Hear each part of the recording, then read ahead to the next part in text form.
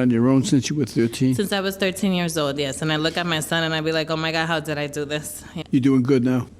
I'm trying to get my life together. I've always tried to work hard and do the right thing, but always something just knocks me over. You know, I was in a domestic violence relationship as well, which caused me to not be so steady now. I still wasn't steady then, but I'm just like more unsteady now after that. It's a lot of tickets. We're going to go back 10 years ago. You had 5 parking tickets you never showed up for. You covered the entire circuit. I've been all over the place, all over the place. So what do you want to tell me? That's when you were driving a Honda. Yeah.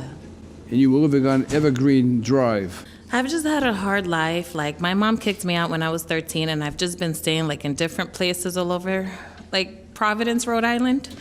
So, yeah, I'm guilty of all the tickets because I know that I've done overnight parking, I've done speeding. My life is always, like, in a rush. I'm always, like, rushing everywhere. Let me ask you a question. How far did you go in school? I got my GED. That's You did? it. Yes. I am working 2 jobs right now. I was working at AAA for 3 years. I just left it to work with adults that have intellectual disabilities now, so I'm working in a group home. And I also do Dunkin' Donuts on the side. Do you have any children? I have 2 boys, 19 and 12. They live with you? They live with me now. I just got an apartment. I was in a shelter since October of last year. So it's just been a hard life. And I want to pay the tickets, but it's just been hard.